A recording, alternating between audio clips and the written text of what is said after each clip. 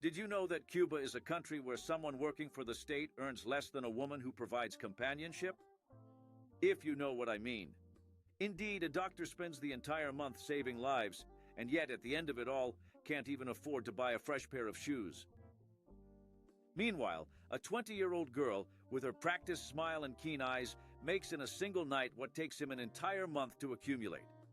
It is truly the sole place on earth where a diploma holds less worth than charm, and the most valued skill is knowing how to expertly flirt with a somewhat inebriated tourist. And it is precisely this situation that you are now going to fully grasp. The theater of Cuba, between dream and collapse. Are you aware that Cuba is the kind of place that can deceive you with a captivating smile?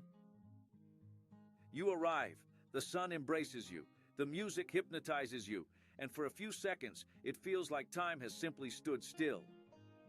Vintage cars are smoothly gliding through Havana's streets, laughter is echoing from balconies, and kids are playing soccer between crumbling buildings. It truly feels like a vibrant film, complete with a salsa soundtrack.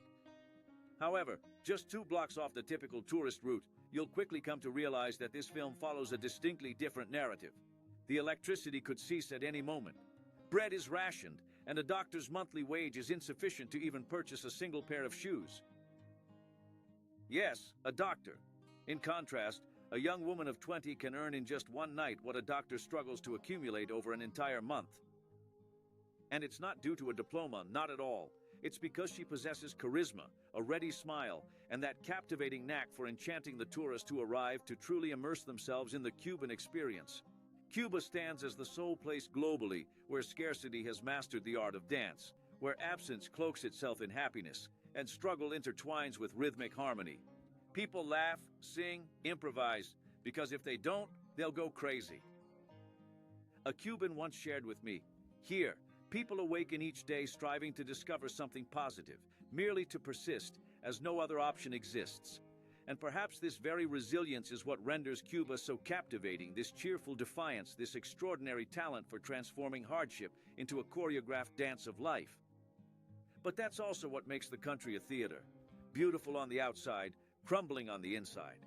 Tourists see color, music, and charisma. Cubans see cracks in their wallet, fridge, and future. And it's in this contrast that the story almost no one shows begins. This is the story of people who dance not to give up and survive by utilizing their sole remaining talent, charm. The JINETERAs, when charm becomes survival. If you wander through Havana at night, it feels like a rehearsed scene. Hotels brightly lit, bars bustling, laughter in the air, and elegant, well-dressed, perfumed figures circulating as if they know the rules. They aren't mere tourist accidents. They are key players in a market that emerged in the 90s, when Cuba welcomed tourism while simultaneously facing widespread scarcity at home. From that moment forward, the nation coined a pleasant term for a rather grim reality, jineterismo. To jineteer is just that, turning charisma into survival. This isn't some tropical fairy tale, it's indeed a parallel economy. Where the state pays mere pennies, a knowing look can secure a whole market's worth of goods. And there aren't just a few, like in the old days.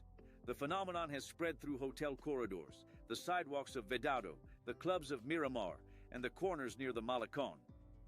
Those in the know spot them instantly, confident, articulate, perfectly dressed. Here, seduction has become a profession. It operates this way. A new tourist is the ideal visitor, ignorant of the price, the danger, or the routine. A dinner becomes a gift. A taxi becomes a tour. A drink can turn into a promise, and all of a sudden, you find yourself footing the bill for the crisis. However, things aren't always as they appear. Often it's not truly about intimacy, rather it's about seeking companionship, attention, interpreting, or even dreaming of departing the island. Sometimes the goal isn't the night, it's the passport. Why is it escalating? Because the math is truly harsh. An official salary barely covers basics. One night earns a month. And when hunger walks through the door, morality becomes a fancy speech. There are different levels. Some demand $150, $200, while others settle for much less, and some gamble everything away for nothing. A phone top-up, a blouse, a promise. There's also the unseen map, showcasing tourist spots of desire and areas where necessity sheds its polished facade. Central Park, Fraternity Park, the less lit streets. There, the reality is starker. The camera instills fear, as it carries consequences. Amidst it all, stories surface that defy the traveler's fantasy. Deceptions, disappointments, real risks. The seller doesn't always have a choice. The buyer almost never understands the price. But is it a crime? The audience asks. The practice is illegal. Jineterismo thrives in a gray area where charm is a pact and companionship's a commodity. The authorities are aware, yet the tourists feign ignorance. And so, the city continues its dance, for in Cuba, even the act of survival possesses its own rhythm. In the end, we're left with the question no one wants to answer. Is it a sin to sell what is yours, that if you wash it, it's new? Or is it a sin for a country to force its youth to sell their own future? Take a breath, because we'll journey back in time for you to understand how Havana once functioned as America's playground, and why, even after the revolution, the product never really left the stage. This is the legacy of the forbidden playground. In the pre-Fidel era, Havana served as the forbidden playground of the United States. Casinos, mob, cigars, rum, jazz, women, all in one. The Cuban capital was recognized as the Caribbean's nightlife haven, a place where American politicians, mafiosos, and millionaires would converge for business ventures and also to indulge a bit. In the 40s and 50s, the San Isidro neighborhood was the epicenter of this underworld. The club lights glimmered more brightly than the street lights, and every corner boasted an influential owner and a woman compelled to feign happiness to survive. One of the most famous names was Alberto Yarini, an elegant and controversial figure in a white suit with a flower in his lapel, who brought French women to the local clubs. He was widely regarded as a national hero and a patriotic businessman. Yes, Cuba has always had this poetic talent for turning tragedy into charm. Nevertheless, the year 1959 came, and with it, the revolution followed. Fidel Castro promised to eradicate corruption, close illicit clubs, and purge Havana's decadence. And he did succeed, at least on paper. The bright lights dimmed, the mobsters fled, and the casinos crumbled into ruins. Yet, the yearning persisted. One's physical presence and allure remained as ways to earn a livelihood. Except now, the visitor was no longer the American in a suit. It was the European tourist in shorts with a camera hanging from his neck. The difference is that before, the trade was organized. Today, it's concealed, improvised, and silent. And when the system leaves you with an empty fridge and hope on strike, personal charm becomes the ultimate national recourse. Fidel closed the clubs, but the show never went off stage. Only the name of the spectacle changed. Cuba traded neon lights for ideological spotlights. But deep down, old Havana never stopped selling the same show. The promise of easy pleasure, wrapped in revolution and rhythm. And the story turns even more bitter, because the new generation, born decades later, inherited this same stage. No casinos, no glamour, no dollars falling from pockets. It's simply the same familiar part, managing to survive through charm. The new generation of desperation. Today, the setting is different, but the plot is the same. These new protagonists, a phenomenon called jineterismo, are 19, 20, 22. They are students, young people with diplomas, people who grew up hearing that Cuba was a social model. However, practically speaking, it's a nation where state employees make less than individuals pursuing tourism-related prospects. One of them said, "Here, a doctor earns 3,000 pesos a month. I make $200 in one day. You do the math." It's the coldest and most honest statement about the Cuban economy. The country that trained doctors and engineers has become a showcase where charm is worth more than a diploma. In Cuba, this phenomenon has a specific term, jineterismo. They don't call themselves derogatory names. They are jineteras. There isn't an exact translation for it. It's local slang referring to individuals who earn a living by interacting with tourists, providing companionship, assistance, or attention in return for some form of benefit. Some view it as a strategy for survival, while others consider it a direct outcome of the crisis. Some dream of a Yuma who will take them off the island, others just want to fill the fridge. And deep down, all of them are aware of the risks they face. For those unfamiliar, Yuma in Cuba is a slang term used to refer to foreigners, particularly tourists, and it was originally associated with North Americans. In the beginning, it was solely intended for Americans, particularly those fellows from across the sea, but over time it became a nickname for anyone from the outside. Brazilians, Spaniards, Canadians, all Yumas. So for a Cuban, meta Yuma isn't praise or insult, it's just code. It means someone with money, hope, or perhaps even a ticket to escape this place has finally made an appearance.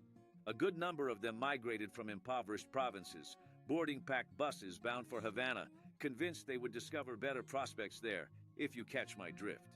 An opportunity is a wonderful thing to call it.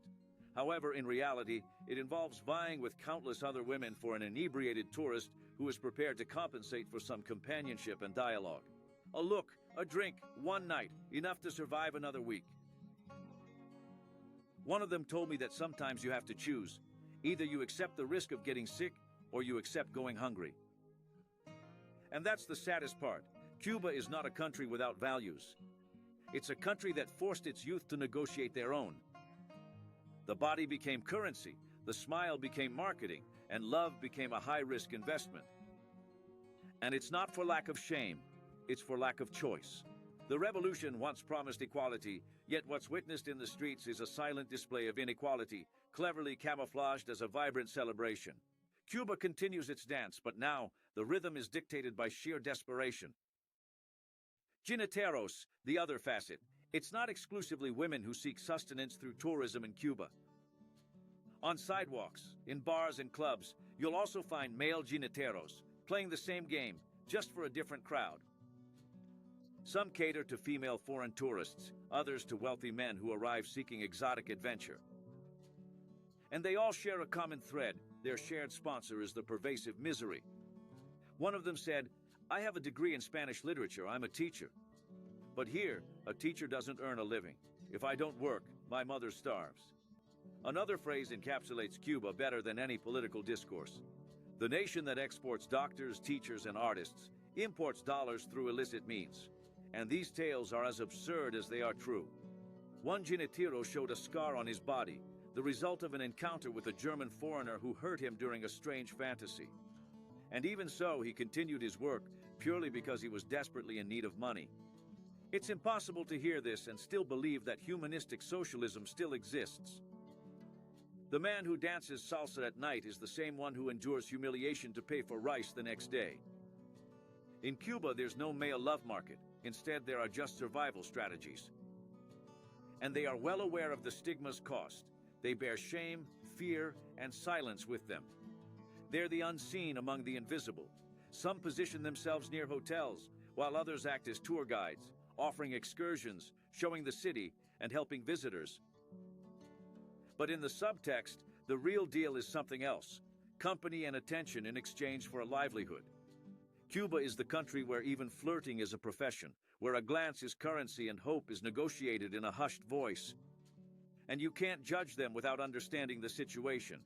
A broken state, a hungry people, and a system where the only resource still circulating is beauty.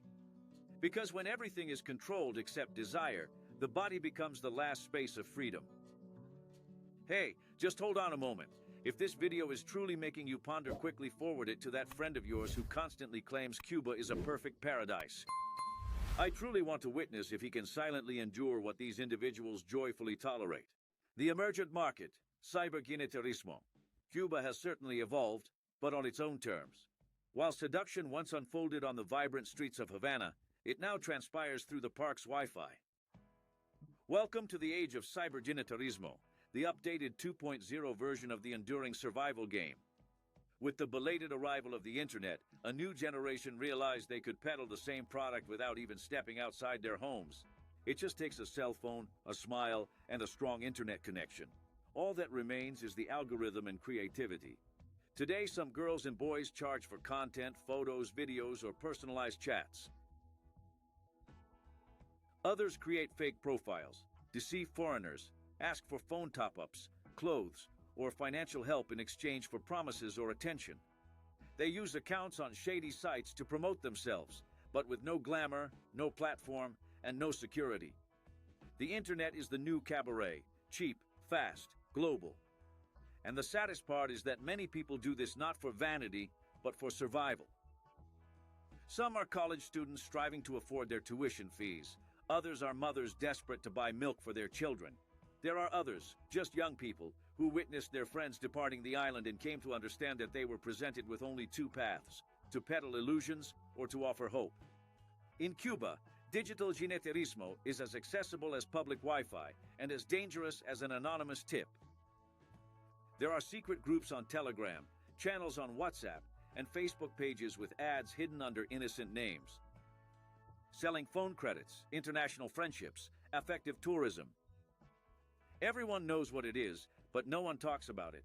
And ironically, in a country that dictates what you can say, the body becomes the last truly free space. Sensuality became resistance. Misery became performance. Furthermore, flirting serves as a political instrument. Elsewhere, money procures comfort. In Cuba, pleasure buys dinner. The government closes its eyes. After all, tourism is still one of the few sources of dollars entering the island. And during this time, the young generation connects online as a way to detach themselves from their everyday reality. Digital jineterismo stands as the contemporary reflection of an ancient nation, a theatrical performance where the very same narrative consistently unfolds, only the physical stage has been exchanged for a mobile phone display. The illusion of love. When the tourist is the target, love is the most beautiful emotional scam there is, and in Cuba, it has a foreign accent. Many tourists arrive believing they'll experience a Caribbean romance, sun, salsa, and a passionate Cuban woman who dances solely for them. And for a few days, that's exactly what it is. Except in some cases, the story ends at the airport with a block on social media. In recent years, jineterismo has taken on a new form: love as an emotional trap. Men and women build bonds online, promise fidelity, make the foreigner feel special, and when he lands, literally, on the island, the game begins. Dinners, presents, promises of marriage, and escape schemes continue until the moment one of them successfully leaves the country. Then, the affection vanishes the instant the plane departs. A famous case is that of a Frenchman who met a Cuban woman online. He fell in love, sent money, bought a ticket, helped with documents. She got on the plane, and upon arrival, she disappeared, vanished. She blocked the man on all social media and went to rebuild her life in Italy. End of story, at least for him. And here's the cruel part. It's not just malice, it's desperation. Love has become a survival strategy, because on the island, the heart also needs to pay the bills. When the plate is empty, even love has a price. In Cuba, for many, falling deeply in love with a tourist is viewed as a strategic investment. You're not looking for a partner, you're looking for a passport. And of course, there are real stories of love, of people who truly fell in love, built families, and changed their lives. However, 9 out of 10 stories stem from a deep need, not genuine emotion. The romantic tourist, who anticipates a cinematic love affair upon arrival, instead finds himself starring in a documentary on emotional manipulation. Cuba is the only country where love has an exchange rate. Is it cruel? Yes, but it's also a portrait of a country where the government controls everything, except the heart. And the Cuban heart has become a master strategist. In the end, everyone involved gets hurt.